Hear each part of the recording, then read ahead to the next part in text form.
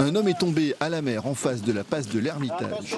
Mayday, Mayday, Mayday. Les secours sont immédiatement alertés via le canal 16, une fréquence en lien direct avec le cross Sud-Océan Indien. Le plus proche pour récupérer la victime est le scooter des mers des maîtres nageurs sauveteurs de l'Ermitage.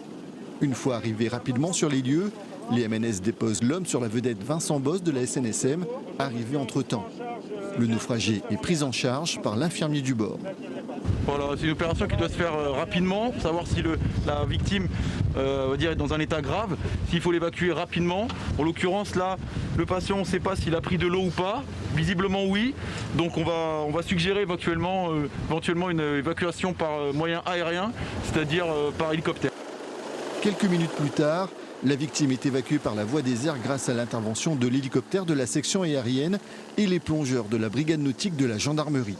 Cette matinée d'exercice a été mise également à profit pour sensibiliser plaisanciers et professionnels sur les bons réflexes à avoir en cas d'accident.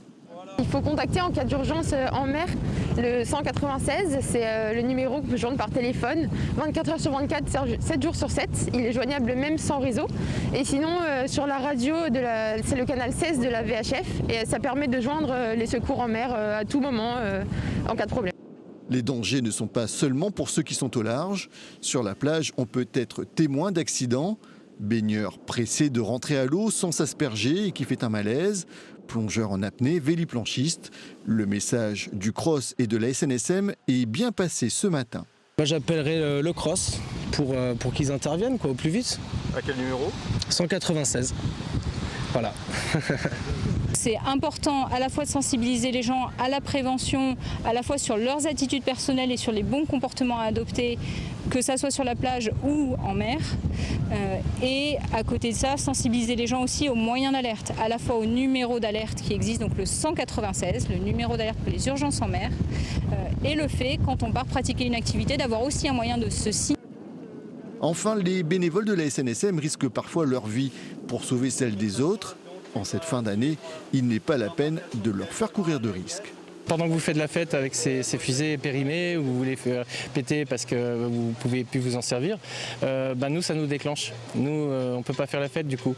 Et lorsqu'on a une suspicion justement qu'il y a un lancer de fusée de détresse, le CROSS nous déclenche pour une levée de doute. Donc on part en mer. Et quand on s'aperçoit que c'est pour rien, on le fait bien sûr, mais c'est un peu rageant pour nous. Ce matin, de grands moyens ont été déployés par le Centre régional opérationnel de surveillance et de sauvetage du sud de l'océan Indien pour cet exercice grandeur nature. Tous espèrent que pendant ces vacances australes, il n'est pas à intervenir.